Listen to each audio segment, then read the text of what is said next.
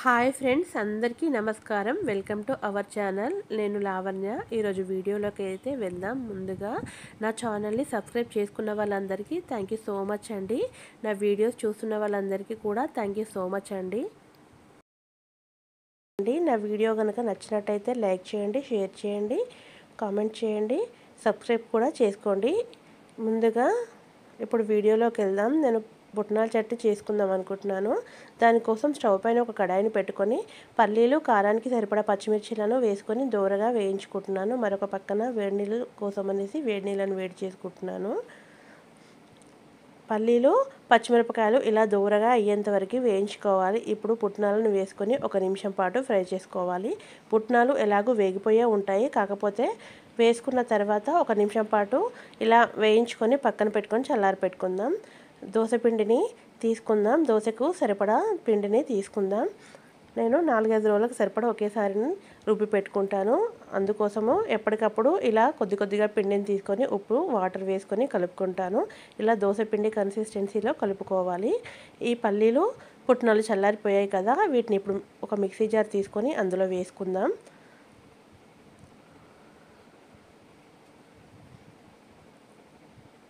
వీటన్నింటినీ మిక్సీలో వేసుకున్న తర్వాత 1/2 టీ స్పూన్ జీలకర్ర, రుచికి సరిపడా ఉప్పు, 3-4 వెల్లుల్లి రెబ్బలు, తగినన్ని వాటర్ని వేసుకొని చట్నీని రుబ్బుకోవాలి. ఇప్పుడు చట్నీలో పోపు కోసం స్టవ్ పైన ఒక కడాయిని పెట్టుకొని ఆయిల్ వేసుకొని జీలకర్ర, ఆవాలు, ఎండుమిర్చి, పసుపు, కరివేపాకు నా దగ్గర లేదని వేసుకోలేదు, మీ దగ్గర ఉంటే వేసుకోండి. వేడి నీళ్ళని కూడా మగ్గులో వేసుకొని చల్లారి పెట్టుకుంటాను. గోరువెచ్చగా అయిన తర్వాత తాగుతాను. ఇక్కడ దోశ చేయడం కోసం అనేసి దోశ పెనం స్టవ్ పైన పెట్టుకొని 2-3 చుక్కల ఆయిల్ వేసుకొని ఇలా టిష్యూ పేపర్తో తుడుచుకుంటాను. ఇలా తుడుచుకున్న తర్వాత దోశలు వేసుకుంటాను. దోశలు మీరు ఎలా చేస్తారో కూడా కమెంట్ చేయండి. మా పిల్లలు కారం దోశ కావాలని చెప్పారు, అందుకోసమనే నేను ఇక్కడ కారం దోశను ప్రిపేర్ చేస్తున్నాను.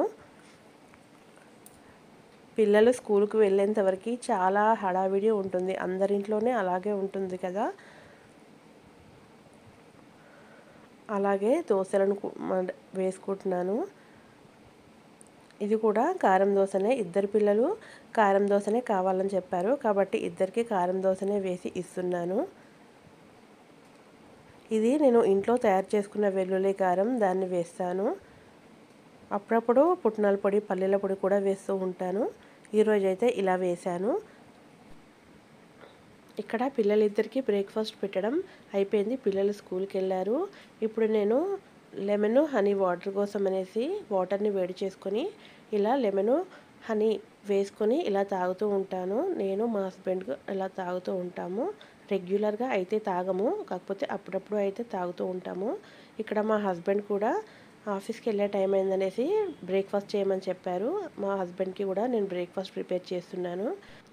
ఇక్కడ నేను ఉల్లికారం దోశ ప్రిపేర్ చేస్తున్నాను. ఉల్లికారం దోశ మీరు ఎలా చేశారో కామెంట్ చేయండి. నేను నెయ్యిని వేసుకోవట్లేదు, ఆయిల్ని మాత్రమే వేసుకుంటున్నాను. నెయ్యిని వేసుకున్నా కూడా చాలా టేస్టీగా ఉంటుంది. మరొక పక్కన టీ కోసం పాలను వేడి చేస్తున్నాను. ఇక్కడ దోశలు చేసి ఇస్తున్నాను. అలాగే నేను నా కోసం కూడా ఒక దోశని వేసుకున్నాను.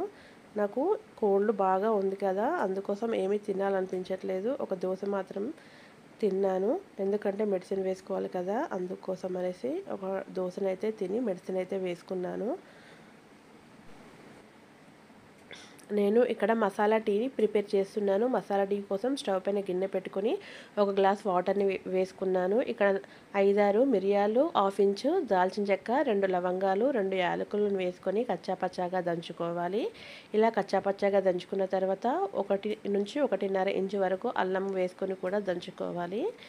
ఇలా దంచుకున్న ఈ పేస్ట్ని మనం మరుగుతున్న వాటర్లో వేసుకొని 1 నిమిషం పాటు మరిగించుకోవాలి. మరిగిన తర్వాత టీ పౌడరు, టేస్ట్కి సరిపడా చక్కెరను వేసుకోవాలి. డికాషన్ని మరిగించుకోవాలి. డికాషన్ మొత్తం మరిగిన తర్వాత పాలను వేసుకోవాలి. పాలను వేసుకున్న తర్వాత టీని మరిగించుకోవాలి. ఇప్పుడు మనం వేసిన మసాలా పేస్ట్ మొత్తం టీలో మరగాలి. అలా అయితే ఫ్లేవర్ చాలా బాగుంటుంది. ఇలా బాగా కోల్డ్గా ఉన్నప్పుడు ఇలా అల్లం టీ కానీ లేదా మసాలా టీ కానీ తాగితే కొంచెం హాయిగా ఉంటుంది. అందుకోసం అనేసి నేను ఎక్కువగా టీ ఇలాగే చేసుకుంటూ ఉంటాను. ఇప్పుడు టీ మరిగిపోయింది కదా, నేను కప్స్లలో వేసుకుంటున్నాను.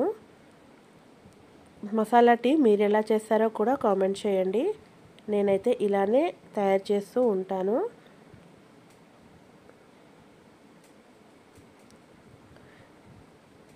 ఇలా మసాలా టీ తాగితే కొంచెం కోల్డ్గా ఉన్నప్పుడు చాలా ఫ్రీగా ఉంటుంది.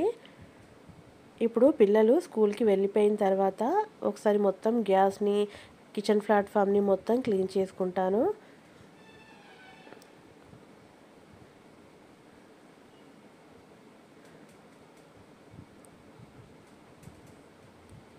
ఇలా మొత్తం క్లీన్ చేసుకుంటాను.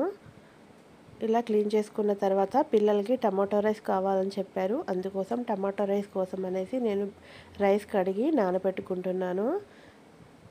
నాకు కొంచెం ఫీవర్, కోల్డ్గా ఉండడం వల్ల పొద్దున్నే లేవలేకపోతున్నాను. అందుకోసమని నైట్ తోమిన గిన్నెలన్నీ సర్దుకోలేదు. పిల్లలు వెళ్ళిన తర్వాతనే సర్దుకుంటున్నాను. ఇలా గిన్నెలన్నీ సర్దుకుంటున్నాను. ఇలా గిన్నెలన్నీ సర్దుకున్న తర్వాత మార్నింగ్ బ్రేక్ఫాస్ట్ చేసిన గిన్నెలన్నీ తోముకుందామనేసి ఇక్కడ సింక్ దగ్గరికి అయితే వచ్చాను. మనం ఇంతకుముందుకు అల్లం మసాలాలు దంచిన రోల్ని కూడా నీట్గా కడిగేస్తాను. ఎప్పటికప్పుడే ఇలా కడుగుతాను. నాకు అలా అయితేనే నచ్చుతుంది. రోలును మొత్తం కడిగిన తర్వాత క్లాత్తో తుడుచుకొని పక్కన పెట్టుకుంటాను. ఇలా డ్రైగా అయ్యేంత వరకు ఒక క్లాత్తో తుడుచుకుంటాను. మీరు కూడా నాలాగే ఎంతమంది చేస్తారో కామెంట్ చేయండి. ఇలా క్లీన్గా ఏదేని ప్లేస్లో అది ఉంటే నాకు చాలా బాగా నచ్చుతుంది. ఇలా అది రోలు పక్కన పెట్టేసి ఇక్కడ గిన్నెలన్నిటినీ తోముకుంటున్నాను. ఇలా గిన్నెలు తోముకున్నాను, పక్కన పెట్టుకుంటున్నాను. ఇప్పుడు టమాటా రైస్ కోసం 2 పచ్చిమిరపకాయలు, ఒక చిన్న ఉల్లిపాయ, కొద్దిగా కొత్తిమీర, 3 టమాటాలను తీసుకున్నాను. ఉల్లిపాయలు ఇలా ముక్కలుగా కట్ చేసుకుంటున్నాను. పచ్చిమిరపకాయలను కూడా ముక్కలుగా కట్ చేసుకుంటున్నాను. మనం ఎలాగూ కారం కూడా వేస్తాం కాబట్టి ఈ 2 పచ్చిమిర్చిలను ఓన్లీ పోపుకు మాత్రమే వేసుకుంటున్నాను. కొత్తిమీరను కూడా కట్ చేసుకున్నాను. ఇప్పుడు టమాటాలను కూడా కట్ చేసుకుంటున్నాను. టమాటాలను నేను పేస్ట్ చేసి ప్యూరీలాగా చేసి టమాటా రైస్లో వేస్తాను. ఒక్కొక్కసారి ఒక్కొక్కలా టమాటా రైస్ అనేది చేస్తూ ఉంటాను. ఇప్పుడు ఒక మిక్సీ జార్ తీసుకొని మనం కట్ చేసి పెట్టుకున్న టమాటా ముక్కలను వేసుకొని దీన్ని మిక్సీ పట్టుకుందాం. ఇలా మెత్తని పేస్ట్ లాగా పట్టుకోవాలి. ఇప్పుడు టమాటా రైస్ చేయడం కోసం స్టవ్ పైన ఒక గిన్నెని కానీ లేదా కుక్కర్ని కానీ పెట్టుకొని 1 table spoon oil, 1 table spoon నెయ్యిని వేసుకున్నాను. హోల్ గరం మసాలా వేసుకున్నాను. హోల్ గరం మసాలా వేసుకున్న తర్వాత మనం కట్ చేసి పెట్టుకున్న ఉల్లిపాయ ముక్కలు, పచ్చిమిరపకాయ ముక్కలను కూడా వేసుకోవాలి. ఉల్లిపాయ ముక్కలు, పచ్చిమిరపకాయల ముక్కలు దూరగా అయ్యేంత వరకు వేయించుకున్న తర్వాత 1/2 టీ స్పూన్ నుంచి 3/4 టీ స్పూన్ వరకు అల్లం వెల్లుల్లి పేస్ట్ని వేసుకోవాలి. ఇప్పుడు మనం మిక్సీ పట్టుకున్న టమాటా ప్యూరీని కూడా వేసుకొని మూత పెట్టుకొని పచ్చిదనం పోయేంత వరకు ఫ్రై చేసుకోవాలి. ఇలా పచ్చిదనం మొత్తం పోయి ఆయిల్ పైకి తేలిన తర్వాత పసుపు, కారం, రుచికి సరిపడా ఉప్పు, రుచికి సరిపడా కారం, గరం మసాలా, కొత్తిమీరను వేసుకొని మొత్తం కలిసేలాగా కలుపుకోవాలి. ఇప్పుడు మూత పెట్టుకొని 1 నుంచి 2 నిమిషాల వరకు కుక్ చేసుకోవాలి.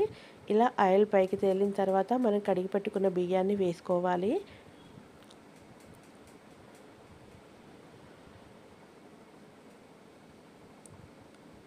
ఇలా బియ్యం వేసుకున్న తర్వాత మొత్తం కలిసేలాగా కలుపుకోవాలి. నేను టమాటా రైస్ను 2-3 రకాలుగా చేస్తూ ఉంటాను. ఇదైతే చాలా ఫాస్ట్గా అయిపోతుంది. టైం లేనప్పుడు ఇలాగే చేస్తాను. బియ్యం వేసుకున్న తర్వాత 1-2 నిమిషాలు ఇలా మగ్గించుకోవాలి. ఇలా మగ్గించుకున్న తర్వాత వాటర్ని వేసుకోవాలి.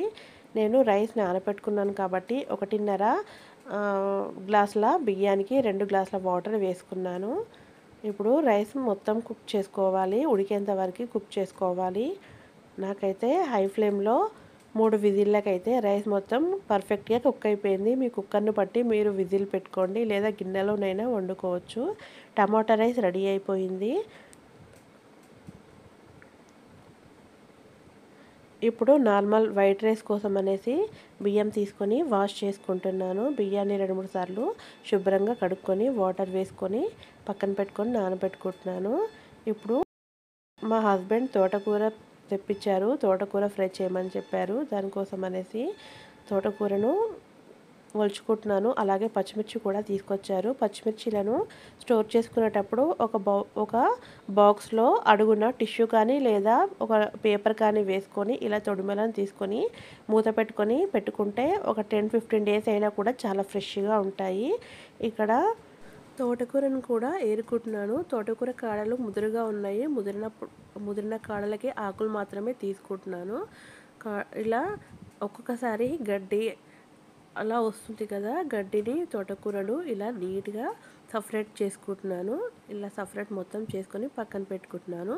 ఇప్పుడు నీట్గా ఏరుకున్న తోటకూరలో వాటర్ని వేసుకుంటున్నాను. వాటర్ని వేసుకొని ఉప్పు వేసుకొని 5-10 నిమిషాల వరకు తోటకూరని ఇలా నానబెట్టుకుంటాను. నేను ఎప్పుడైనా ఇలానే చేస్తూ ఉంటాను. మీరు ఎలా చేస్తారో కామెంట్ చేయండి. ఈలోపు రైస్ పొయ్యి మీద పెడదామనేసి రైస్ అయితే స్టవ్ పైన పెట్టాను. ఇలా ఇప్పుడు 5 మినిట్స్ తర్వాత తోటకూరను ఫ్రెష్గా కడుక్కుంటున్నాను. నేనైతే ఆ మట్టి పోయేంత వరకు 2-3 సార్లు కడుక్కుంటాను. నాకెందుకో ఇలా కడుగుతేనే నచ్చుతుంది. లేదంటే ఏదన్నా ఇసుక ఉంటే మనం తింటున్నప్పుడు పంటికి తగులుతూ చాలా చిరాగ్గా అనిపిస్తుంది. అందుకోసం అయితే ఇలా కడుక్కుంటాను. ఇప్పుడు ఉల్లిపాయలు కట్ చేసుకుంటున్నాను తోటకూర కర్రీలోకి. ఇప్పుడు తోటకూరను కూడా చిన్న ముక్కలుగా కట్ చేసుకుంటున్నాను.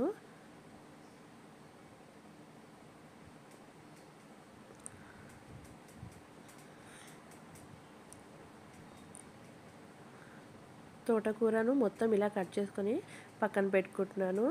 ఇక్కడ రైస్ కూడా ఉడికిపోతుంది. ఇప్పుడు తోటకూర కర్రీ రెడీ చేయడం కోసం స్టవ్ పైన ఒక కడాయిని పెట్టుకున్నాను. రైస్లో వాటర్ మొత్తం ఎగిరిపోయిన తర్వాత మూత పెట్టుకొని సిమ్లో పెట్టుకొని రైస్ని ఉడికించుకోవాలి.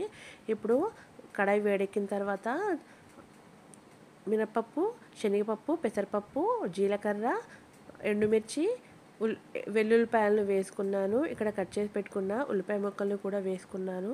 ఉల్లిపాయ ముక్కలు దూరగా అయ్యేంత వరకు వేయించుకోవాలి. ఉల్లిపాయలు దూరగా వేగిన తర్వాత 1/2 టీ స్పూన్ నుంచి 3/4 టీ స్పూన్ వరకు అల్లం వెల్లుల్లి పేస్ట్ని వేసుకోవాలి. పసుపును కూడా వేసుకోవాలి. మొత్తం కలిసేలాగా కలుపుకున్న తర్వాత మనం కట్ చేసి పెట్టుకున్న తోటకూరను కూడా వేసుకోవాలి. తోటకూర వేసుకున్న తర్వాత మొత్తం కలిసేలాగా కలుపుకోవాలి. తోటకూర ఫస్ట్ గిన్నె నిండా అనిపిస్తుంది, కానీ అది మగ్గేసరికి కొంచెమే అవుతుంది. ఇప్పుడు మూత పెట్టుకుని తోటకూరను మగ్గించుకుందాం. తోటకూర మగ్గిపోయింది కదా, మనం వేసినప్పుడు గిన్నె నిండా అయ్యింది. ఇప్పుడు గిన్నెలో సగం కూడా లేదు. ఇప్పుడు టేస్ట్కి సరిపడా ఉప్పు, టేస్ట్కి సరిపడా కారం వేసుకొని మొత్తం కలిసేలాగా కలుపుకోవాలి. కలుపుకున్న తర్వాత మూత పెట్టుకొని తోటకూరను మగ్గించుకుందాం. ఇక్కడ రైస్ కుక్ అయిందో లేదో చూద్దాం. రైస్ అయితే రెడీ అయిపోయింది. ఇప్పుడు స్టవ్ ఆఫ్ చేసుకుందాం. ఇక్కడ తోటకూర కూడా రెడీ అయిపోయింది. తోటకూరను కూడా స్టవ్ ఆఫ్ చేసుకుందాం. ఇలా చేసుకుంటే కమ్మనైన తోటకూర రెడీ అయిపోతుంది. నా వీడియోస్ కనుక నచ్చినట్టయితే తప్పకుండా లైక్ చేయండి, సబ్స్క్రైబ్ చేసుకోండి. Thank you so much for watching.